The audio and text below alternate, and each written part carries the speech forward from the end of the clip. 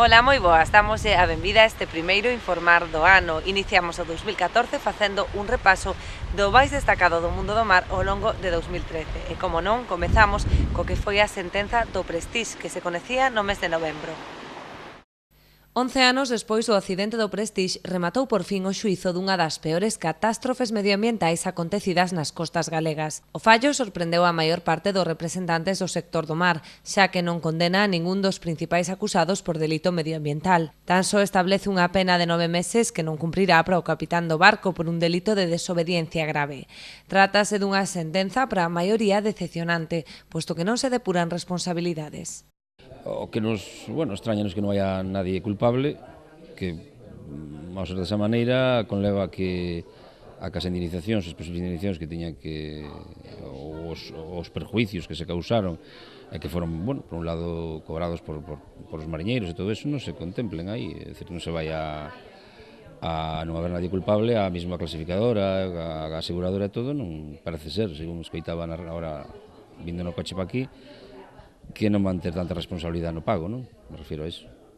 É máis extraña que sempre houbense a administración nos dos últimos casos para que podera reclamar despois as aseguradoras. E despois por parte do capitán e do maquinista que tiñan que ter algunha de culpabilidade en ese sentido, porque inda que non fixeron intencionadamente, sabrían que o barco, clasificado que o barco non estaba en condicións ou en condicións polo menos para navegar por determinados mares ou soportar estes temporales que foi o que provocou o accidente. Quero dicir que de alguna maneira debía de haber, a sentencia debía de reflejar o daño que se fixo e que alguén fora responsable dese daño. Eso parece ser que non queda moi claro, eu entendino así. En principio é unha sorpresa, non? Unha sorpresa que unha sentencia tan, eu diría, escueta e contundente no aspecto de que nos pensamos que habría responsabilidades que depurar por parte de determinadas persoas. Neste caso, o xudgar non estimaron así os xuíces. Eu teño que acatar a sentencia, aunque non comparto neste caso o criterio, non? Porque todos sabemos perfectamente o que aconteceu, menos uns poucos parece ser, non? De entrada eu creo que isto é simplemente un mal precedente a maiores no aspecto de que parece que vir a Galicia a contaminar pode vir calquera e lle sale moi barato, non? Por lo tanto, eu creo que iso de entrada é o sentimento que resumiría que teño eu neste caso. Hombre, iso tocalle, xa sabes como este país todo Dios se libra de todo e ao final quedanse pastillas son os mismos sempre. Entendes? Isto é o que está pasando. Un país que sempre fomos deixando ir as cousas, deixando ir, e agora non hai Dios que colla nada, nin quen quer saber nada, nin quen é responsable de nada.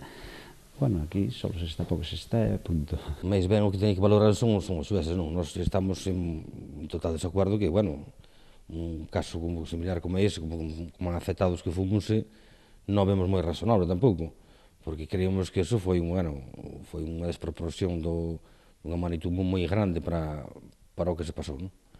Ora, non sei, eso hai que analizarlo ben e preguntar a ver como se fan as cousas, porque nós, a verdade é que non entendemos moi ben.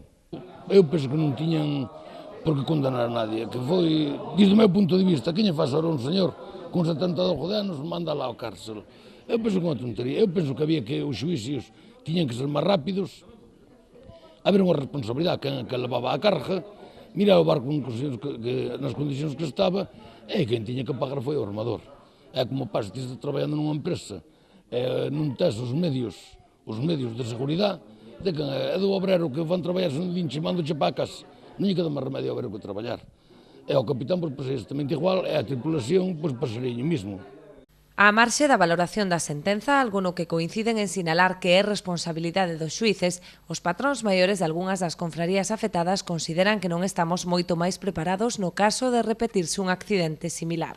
Creo que se ten que tomar nota desto é que estemos máis preparados para que poda ocorrer. Non se descarta, cada vez hai máis seguridade, os barcos son mellores, as comunicacións, todo hai máis seguridade, pero na época de crise, saben, sempre as compañías e todo eso, pois un pouco, digamos que tamén andan co xustiño e pode haber un accidente, naturalmente, que pode haber, ou incluso coas tripulacións, a veces tripulacións de países non moi ben preparados, que andan por aquí, eso sempre cabe. Espero que nunca ocurra, non? Pero Que temos novos medios ou mellores embarcacións que están destinadas na nosa costa a propósito deste tipo de acontecementos que nos poidan pasar. Pero ainda sigo pensando que sin un acontecemento parecido ao Prestige, con ese tipo de produto acercándose ás costas, teremos que botar mans do que no seu día fixemos en toda a costa, salir ao mar, a xente do mar, nas illas, o acceso non é fácil, estamos falando sempre que nos pasa isto, é como ao tempo, por tanto os medios que temos, sí, pero necesitamos do apoio da xente do mar, senón volveremos a ter problemas. Segundo nos din as informacións que temos nós, estamos algo mellor preparados, pero, bueno, hai que saber actuar en ese momento. Se fora ahora co pequena experiencia que tuvemos con este caso do Prestige, igual non alejaríamos o barco para fora, igual o meteríamos máis para a costa para que afectara un sitio solo, e, bueno, se puderamos darlle un motivo máis para que non afectara outras cofradías e outra costa de Galicia, pois, bueno, eu penso que sí, un pouco mellor preparados estaríamos, non? Malea todo, agardan que a resposta e a xestión dunha crise semellante non fose tan nefasta como no Prestige, cando sinalan moitos altos cargos tomaron decisións erradas ou non estar á altura dos postos que ocupaban. Debíamos de facer unha pequena reflexión e darnos de conta tamén de que temos que facer un esforzo a hora de que cando se poñen persoas a dirixir unhas determinados departamentos non debemos pensar que son os mellores, deben ser os mellores, non? E a isto me estou referindo pois, cando falamos de Dirección General de Marina Mercante, etc. Non? O sea, aí ás veces é como un médico, tens que tomar unha decisión e a decisión que tomes pode ser capital para vivir ou para morrer. E me estou referindo á hora de contaminar ou non contaminar. Por lo tanto, aí eso temos que polo menos ter a conciencia tranquila no aspecto de pensar que estamos rodeados dos mellores profesionales á hora de que vayan a tomar as mellores decisións. E volvo a repetir, isto non afecta única exclusivamente ao sector pesqueiro nin ao sector marisqueiro, sino que afecta a toda a ciudadanía, porque hai que darse conta que a costa é un patrimonio de todos, non dos que vivimos agora, sino dos que viviron antes, dos que estamos agora e dos que veñan no futuro, polo tanto hai que manterlo. Aquí todo o mundo quer ter un puesto donde sea, e a hora de verdade de tomar responsabilidades, porque eu entendo que non en todos os sitios están a xente que tiña que estar, nos cargos que tiña que estar. Non vai a estar, vamos a supoñer, de director de un hospital un albañil ou un mariñeiro. Eu entendo que sí, terá que estar un médico. É que ocorre en moitos sitios, en este país, por suerte ou por desgracia, pois non está quen debería de estar nos sitios que lle corresponde. Entonces, encontrámonos con estas cousas. Como isto, hai infinidade de cousas que se pode aplicar o mismo. 11 anos despois é coñecido o fallo e tempo de facer balance. No sector a opinión maioritaria é que as rías se recuperaron por completo. Non así os mercados, xa que o parón en Galicia provocou a apertura de novas vías de comercialización que seguen activas. No mar, sí, nós non encontramos ningún tipo de secuelas como consecuencia do Prestige. En terra non podo dicir o mesmo. Eu desde o principio sempre dixen que o Prestige, o peor daño que nos fixo foi no mercado. Hubo unha parada tremenda de toda a actividade pesqueira na baixura, botamos moitos meses parados, e nese momento abríronse canales de comercialización que ainda hoxe se manteñen.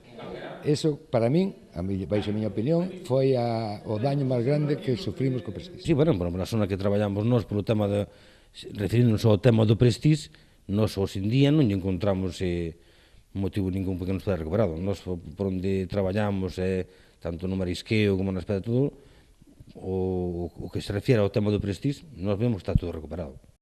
Moito máis crítico amosase o patrón maior da Pobra, Manuel Maneiro, no seu día membro moi activo da plataforma Nunca Máis. O seu parecer, os cambios nos desoves ou a desaparición de certas especies poderían estar motivadas pola contaminación do Prestige. Nestas cousas hai que ser moi cauto porque eu non son biólogo, non? E eu non sei os estudios previos que había, os que se fixaron despois cando foi da catástrofe, e ao final, pois, as conclusións que se sacaron ao largo de todos eses. Non? Eu penso que a recuperación, aunque nós temos unha costa moi regeneradora por si mesma, moi batida, o mal tempo pois limpia moito. De todas formas, ti cando tes un corte na cadena, costa moito recuperalo, non? E vemos como, pois, anos despois, pois, pasan cousas debido, pois, unhas veces a virus, outras veces a parásitos, outras veces a non sei que, desaparecen especies, non dan repuntado as especies que antes estaban traballando e demais, e claro, che preocupa. A diferenza de catástrofes como a do Urquiola ou o Mar Egeo, o caso Prestige, péchase sen responsabilidades penais e cun certo malestar entre o sector, que está convencido de que, de repetirse, volverán ser as xentes do mar as que teñan que sair a frear os verquidos coas súas propias mans. Gracias á intervención da xente, dos voluntarios, demais a xente que cooperou en iso, porque foi o que nos deu a vida. Non os barcos que se viñeron, que se contrataron, que se lle dou unha che de cartos, a eses barcos pagouselle e total non fixeron nada, non quitaron nada, porque eu anduve no mar e fun e vin que eses barcos non colleron nada. Dounos a vida, sí, os voluntarios, a máis a xente, a xente que puso os seus barcos, para sacar eso sí que foi o que nos dou a vida. Hoxe en día, pois, se ocurrir outra desgracia, pois é o que queda outra vez. Non hai outra forma de quitalo. A polémica volveuse a nota dominante na confraría de Cabo de Cruz. No mes de xuño rexistrábanse graves disturbios durante a asamblea e convocaron os críticos presentando unha moción de censura á presidenta das mariscadoras. Tensa calma no pósito de Cabo de Cruz tras os violentos sucesos acontecidos a pasada semana, cando a Asamblea para debater a moción de censura presentada polo colectivo crítico para cesar a presidenta das mariscadoras acabou nunha batalla campal. Tras unha votación tranquila da que Hermitas Pérez saíu airosa, o ambiente comezou a caldearse. A presidenta e os produtores que a apoiaron celebraban o triunfo, cando un grupo de persoas alleas ao pósito irromperon a lonxa e comezaron a agredir o patrón maior e outros membros da directiva. A pelexa foi a máis tanto no interior como fora da rula ata que chegou a Garda Civil e identificou os implicados na liorta. Segundo a presidenta das mariscadoras, trátase de presuntos furtivos que xa teñen ameazado a membros do pósito cando realizan as vixilancias nas praias. Que algún dos que me tirou os globos e melos ovos que é fillo de algunha mariscadora, sí. É que xa tiñan todo preparado, está claro, non hai máis que mirar e ver. Non me esperaba semejante cousa. Non me esperaba semejante recibimento á salida das votacións, non. E menos que chegaran ás mans e a min, cando salía pola porta, fartáronse de insultarme dunha forma bestial. Isto para min é incomprensible. Non, a ver, non hai máis que salir da porta para fora e toparte o que te topas, non hai máis. Os coches, o meu e o do meu vicepresidente, cheo de ovos. Eu, ao salir, ovos e globos de agua, cantidad, insultos, cantidad. Bueno, a veces non sabemos perder.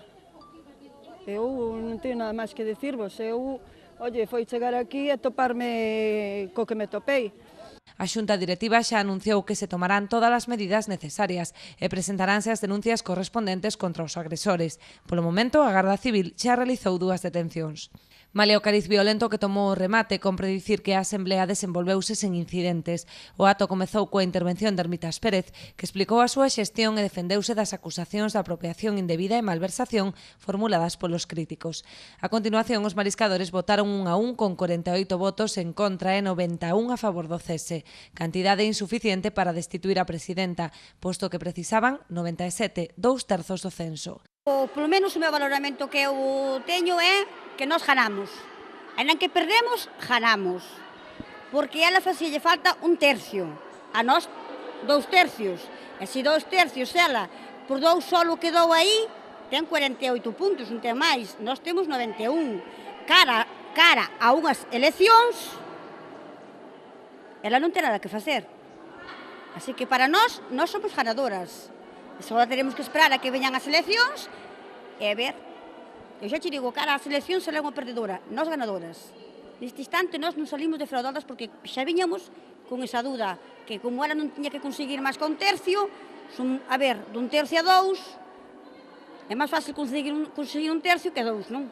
Malia que non conseguiron o seu obxectivo, o colectivo crítico valorou moi positivamente o resultado da votación, posto que amosa o rexeitamento da maior parte dos traballadores á xestión da actual directiva. Nós contábamos, xa tíamos medo a que nos fixeran as votacións a man levantada, que xa o tiñamos un pouco máis complicado. A ser en urna traíamos unha pequena esperanza, pero con isto viñamos, e ganábamos pois moito mellor para nós. Desde logo, nós imos moi contentas, Ca votación que acalamos, 91 persona, aumentamos porque como nas firmas, según teñen as firmas eles que acalamos, éramos 75 personas. Votamos 91, con un sí, dime se melloramos ou non. Para nós sí, desde logo. Agora agardan que a Consellería do Mar convoque eleccións unha vez por todas, posto que están convencidos de que a actual directiva non sairá vitoriosa das urnas. Vamos a ver, eu fui tanto a Consellería de Pesca, ou sea, tanto a delegada territorial, a coordinadora de cofradías, ao delegado de aquel, poñendo as miñas queixas, nunca me fixeron caso. Teño escritos conforme aquí non se convoca cabildo, escritos presentados na cofradía, e de feito están tamén no abogado, que o abogado ten os escritos esos que puxen eu, aquí ninguén me fai caso. Bueno, pois a cofradía, que ninguén se extraña que marcha así como marcha, cos conflitos que hai, precisamente porque a Consellería non toma man desta cofradía. Porque aquí ben se ve, non é que aquí fan falta unha terceira parte para votar a unha persona fora. O normal fora que fora o 51%. E o 51% hoxe comprobouse que o hai. Comprobouse. Bueno, posiblemente, ele dixo un día na prensa que había alguna persona que quería entrar de patrón maior. Esa persona son eu. Aquí vou a pensar, son eu. Feito un segundo vice patrón maior e me votaron os compañeiros. E o tema como foi as eleccións, xa non quero dicir como foi as eleccións anteriores, e anteriormente, e máis anteriormente, porque de feito a mí por presentarme no ano 2000, non podo dicir por presentarme, pero presenteime e queimame unha marcación. E ao lado moito tempo, e eles saben. Entonces, o que non pode ser é que se vexa claramente,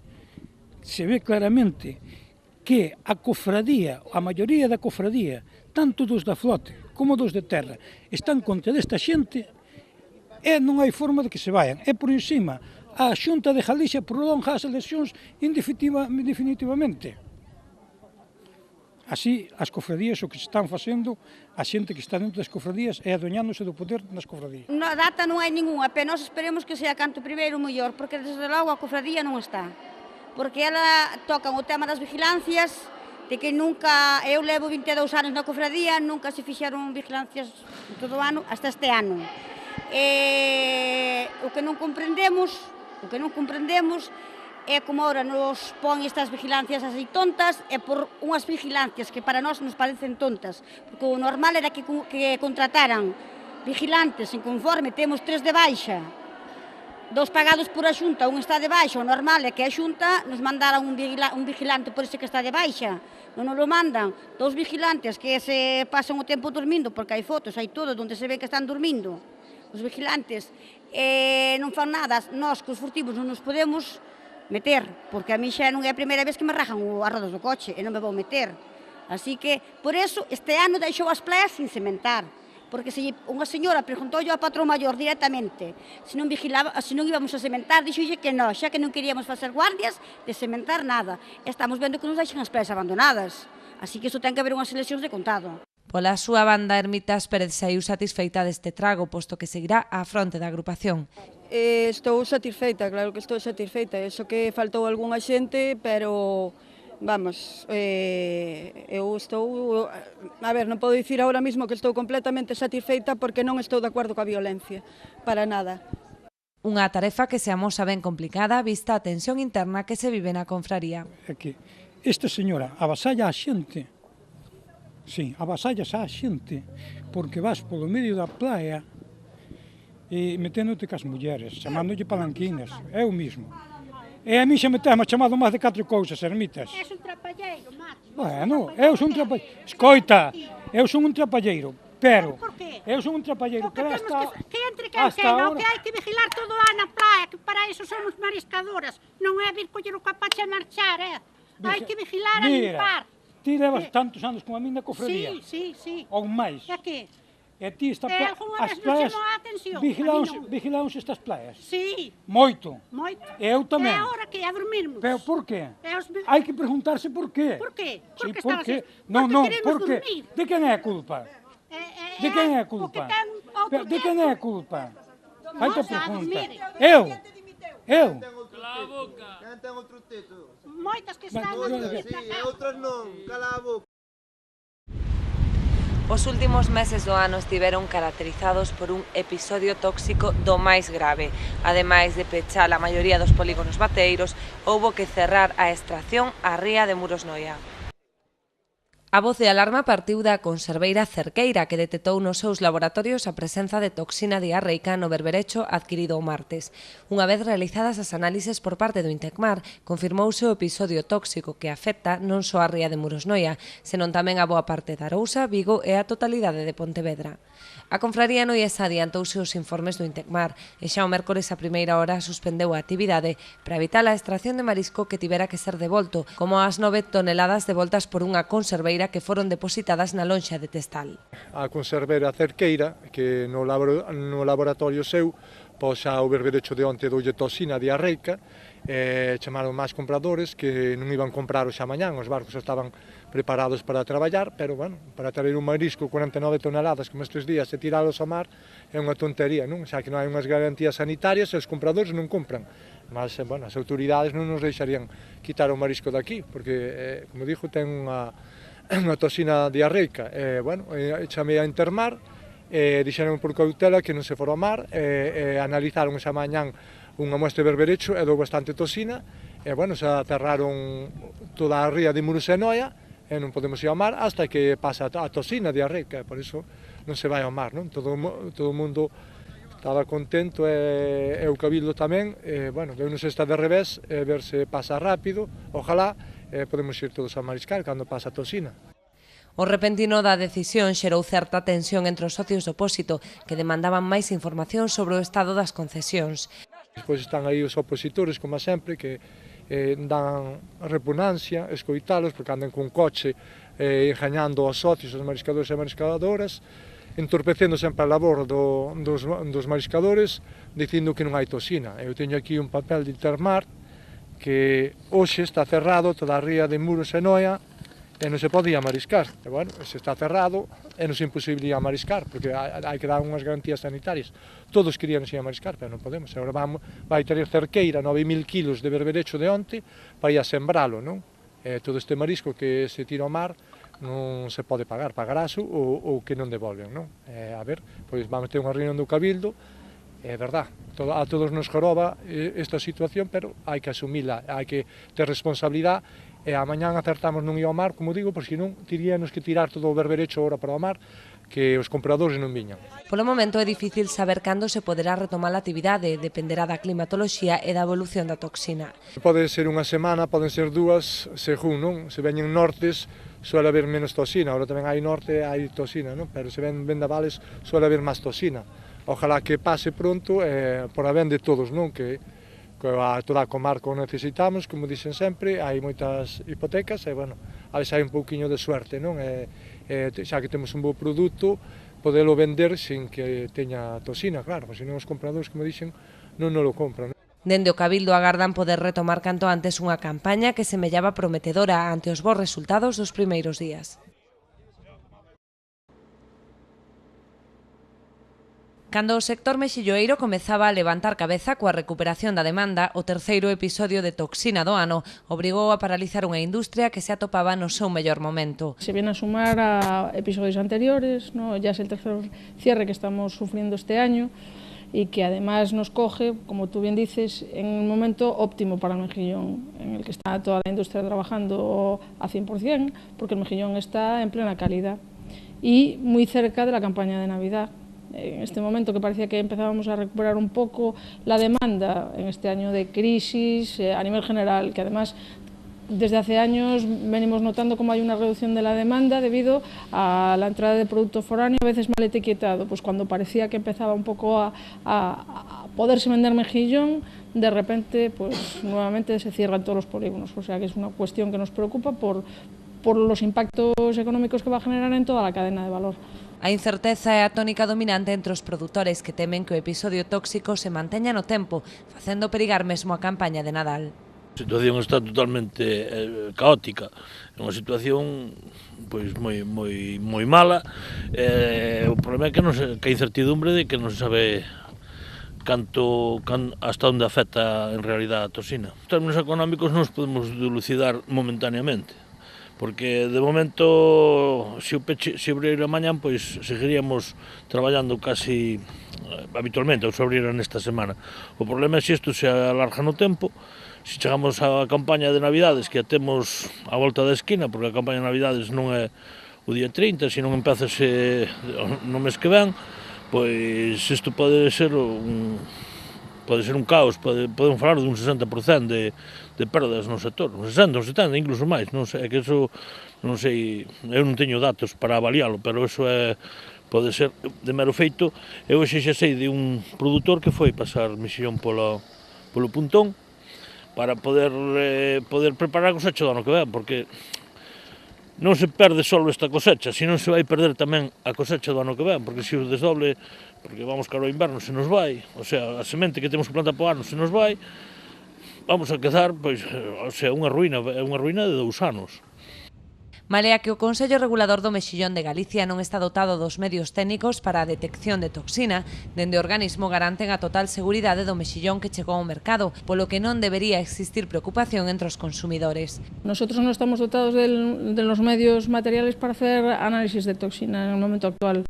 Nos gustaría, pensamos que el sector debería estar dotado con un departamento fuerte que pudiera ya no tanto competir con Intecmar, sino trabajar conjuntamente con el Intecmar para tener un control de la situación y aportar datos al sector para que supiera qué es lo que pasa e intentar prever lo mejor posible la situación de las mareas rojas. Pues ahora mismo en lo que más nos centramos, y yo creo que ya más o menos todo el sector es consciente de ello, es en el control de origen de producto en el mercado. O sea, recogemos muestras en el mercado y comprobamos si el etiquetado es correcto y si el contenido es conforme a lo que ponen en el etiquetado. O sea, buscamos posibles fraudes y control de origen. Lo importante es que el Intecmar es el centro que a nosotros nos garantiza la seguridad del producto. Entonces, en ese sentido, todo el mundo tiene que estar seguro de que los productos no llegaron al mercado.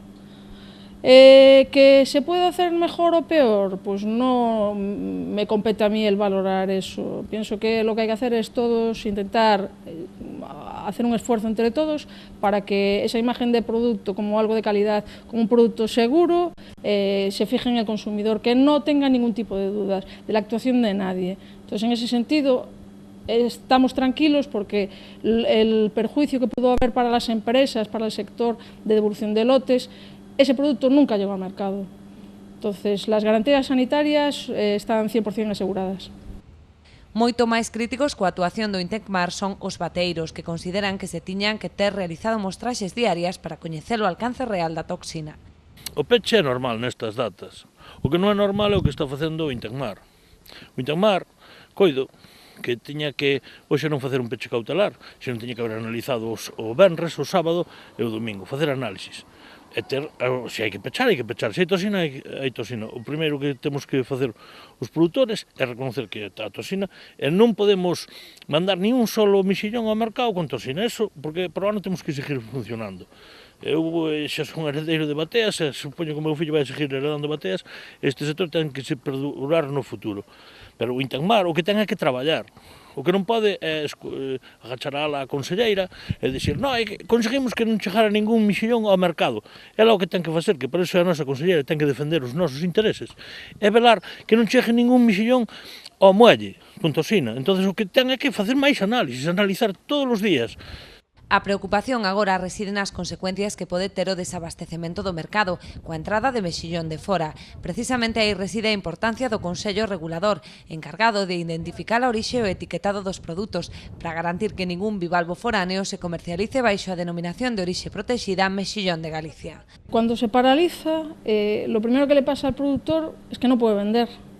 No puede vender y además tiene su producto en el máximo de calidad que no lo puede sacar, con lo cual, si se prolonga mucho en el tiempo, ese producto o bien se pierde, puede perderse, pues por ejemplo, que vengan ahora temporales, entonces toda esa producción caiga al fondo, es producción perdida. Pero además puede haber cambios en la calidad de la producción que también le afecten negativamente. A las empresas un poco lo mismo, ¿no? Si no tienen con qué trabajar, pues van a acumular pérdidas en cuanto a que no pueden producir tanto lo que es en producto fresco, que es una demanda del día, ¿no? Que si no la cubres se pierde, como producto de transformado, procesado, que bueno, que tienes como un colchón mayor, ¿no? Que te puede aguantar más el stock que tienes, pero en el momento en que desaparece ese stock, las pérdidas se suman. ¿Qué pasa en el mercado? Que muchas veces lo que va a pasar es que ese mercado esté desabastecido, no aparezca mejillón, o que determinados agentes busquen mejillones de otros orígenes, que en algún caso puedan presentar al consumidor mal etiquetado. A espera de ver como evoluciona a toxina, os produtores son bastante pesimistas e encoméndanse o cambio dos ventos para que a Marea Vermella non dea por perdida unha das mellores campañas dos últimos anos. Eu penso que é bastante virulenta. Eu non teño datos ningúns, non? Eu sou un bateiro da pé. Eu penso que vai ser bastante virulenta. Teño medo a que peligre a campaña de Navidad. Aquí o fundamental sería que rolaran os ventos a componentes nortes, que houbera que enfriaran bastante as aguas, que a agua bastante fría, pois parece que os dinoflaxelados pois non teñen tanta actividade. Un pouco eso, pero bueno, eso xa é a nai naturaleza que vai a facer o predominio. Despedimos o noso primeiro programa do ano falando dun dos fitos deportivos máis importantes que tiveron lugar ao longo de 2013, o Mundial de Platú que se celebraba en Portosín en setembro. Nos despedímonos ata a vindeira semana á mesma hora. Non nos falten.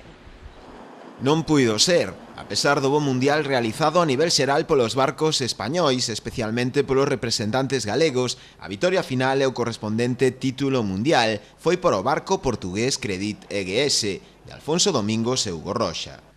Este barco hace 3 años que non navego e os meus compañeros tampouco, e a verdade é que se torna bastante difícil, quando hai condições difíceis, em termos de trimar, nas velas, sofremos um pouco, pero bueno, isto é o que há e o objetivo é navegar.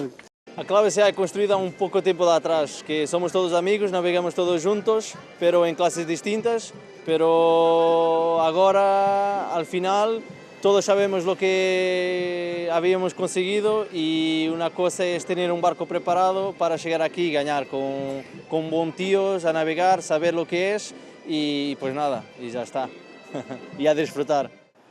A vitoria do equipo luso non foi sinxela, xa que chegou á final do campeonato empatado a puntos co italiano e os dous Monella Vagabonda, de Sandro Montefusco, que finalmente se veu relegado á segunda praza, por ter menor número de primeiros. En terceira posición, o É para comer Lugo, de Gonzalo Araujo, líder do campeonato durante varios días e un dos firmes candidatos a levarse o título, pero o seu sexto posto na penúltima manga relegouno finalmente á terceira praza. Xa en cuarto lugar quedou o barco local Red Bull, comandado por Xosé Manuel Pérez e Alfredo Mella, e quinto foi o Bribón Movistar, de Mar de Antonio e Sofía Bertrán, despois de realizar na parte final do campeonato unha gran remontada, xa que sufriu varias roturas. Dende a propia organización valoraron moi positivamente este Mundial de Platú, que se viviu con gran emoción ata o último momento, cunha final de fotofinish que incluso fixo dubidar a italianos e portugueses.